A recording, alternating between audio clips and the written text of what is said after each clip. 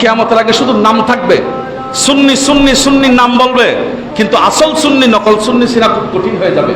তা আসল সুন্নি কারা? যারা মস্তকে আলা হযরতের উপর ইস্তেকামত থাকবে, আলা হযরতের তরজ তরিকার উপর ইস্তেকামত থাকবে, তারা ছাড়া বাকি কেউ সুন্নি দাবি করলে সুন্নি হতে পারবে। কিছুদিন আগে মারা গেছে শফি সাহেব, সে বলেছে হয়তো আমরা আহলে সুন্নত হয়ে গেবি, কে হই হয়তো প্রধানমন্ত্রী বলছে, তাহলে বলতে প্রধানমন্ত্রীর সুন্নি। আমরা প্রধানমন্ত্রীর সুন্নি না, আমরা হচ্ছি মদিনাওয়ালা নবীর সুন্নি। কথা বলেন ঠিক কিনা? আমরা প্রধানমন্ত্রীর সুন্নি না। আর প্রধানমন্ত্রীও তো কাউকে সুন্নির গ্যারান্টি দেয় না, প্রধানমন্ত্রীও তো মদিনাওয়ালা সুন্নিকে সমর্থন করে। প্রধানমন্ত্রী হলে যে প্রধানমন্ত্রী হোক না কেন, কারণ মুসলমান হলে ওনারও সাহস করতে হবে মদিনাওয়ালা নবীর সুন্নিকে। কথা বলেন না ঠিক না?